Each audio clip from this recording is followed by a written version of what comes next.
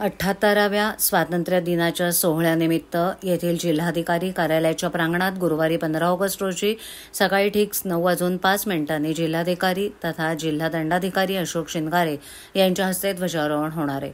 या राष्ट्रध्वज वंदन समारंभात शासकीय अधिकारी, कर्मचारी, नागरिकांनी राष्ट्रीय अथवा समारंभीय पोशाखात समारंभ सुरू होण्याच्या 20 मिनिटं अगोदर कार्यक्रमस्थळी मोठ्या संख्येनं उपस्थित राहावं।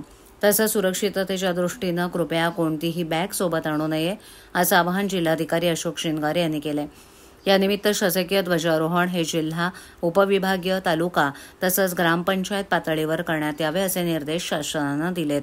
ध्वजारोहणाचा मुख्य समारंभ या सर्व ठिकाणी एकाच वेळेला म्हणजे सकाळी 9:05 होणार आहे। त्यामुळे सकाळी 8:35 ते सकाळी 9:35 या कालावधीत ध्वजारोहणाचा किंवा इतर कोणताही शासकीय किंवा निमशासकीय कार्यक्रम आयोजित करू नये। जर एखाद्या संस्थेला वा कार्यक्रमाला ध्वजारोहण समारंभ करायचा असेल तर त्यांनी सकाळी 8:35 पूर्वी किंवा सकाळी 9:35 या वेळेनंतर आयोजित करावा अशा सूचना जिल्हा प्रशासनानं दिल्या आहेत।